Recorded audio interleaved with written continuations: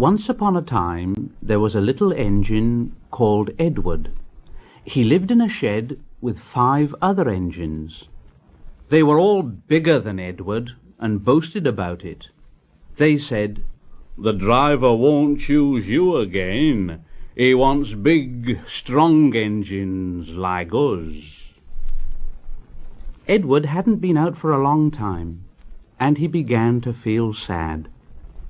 Just then the driver and fireman came along to start work. The driver looked at Edward and said, "What's the matter? Are you feeling sad? Would you like to come out today?" And Edward said, "Oh, yes, please." So the fireman lit the fire and made a nice lot of steam. Then the driver pulled the lever and Edward puffed away. And he blew his whistle. "Look at me. Look at me." The other engines were very cross at being left behind, and away went Edward to get some coaches.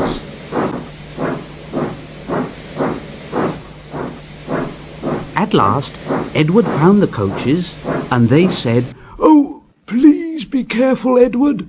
Don't bump and bang us like the other engines do."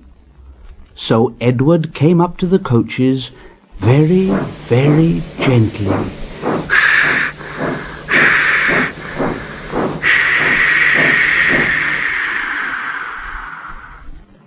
And the shunter fastened the coupling. The coaches were very pleased. "Thank you, Edward. That was kind. We are glad you're taking us today."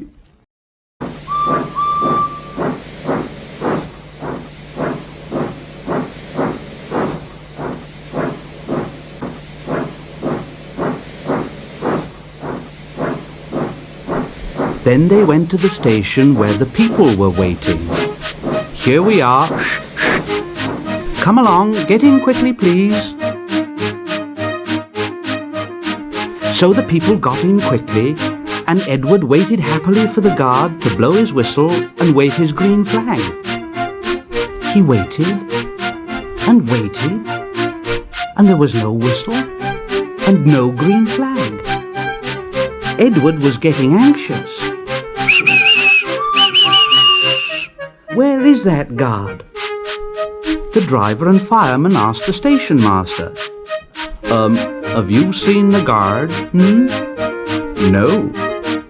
They asked the porter, "Have you seen the guard?" Yes, last night." Edward began to get cross. Are we ever going to start? Just then, a little boy shouted, "Here he comes!" And there the guard was, running down the hill, with his flags in one hand and a sandwich in the other. He ran onto the platform, blew his whistle, and jumped into his van. Edward puffed off. He did have a happy day. All the children ran to wave as he went past, and he met old friends at all the stations. He worked so hard that the driver promised to take him out again next day. And he told the other engines in the shed that night, "I'm going out again tomorrow.